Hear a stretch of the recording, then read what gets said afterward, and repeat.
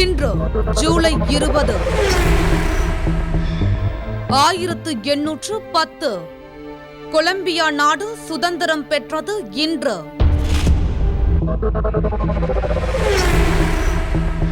1919 இமயமலையின் சிகரத்தை முதலில் தொட்டு வரலாறு படைத்த எட்மண்ட் கில்லாரி இன்று பிறந்தார்.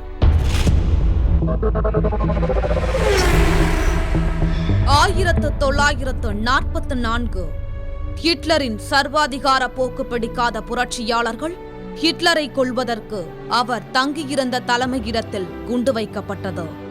ஆனால் ஹிட்லர் தப்பிவிட்டார். இருப்பினும் குண்டு வெடித்ததில் ஆயிரக்கணக்கானவர்கள் பலியான தினம் இன்று. 1973 தற்காப்பு கலையான கும்ஃபுவுக்கு தனி அடையாளம் கொடுத்தவரான பிரபல சினிமா நடிகர் ப்ரூஸ் லீ மரணம்.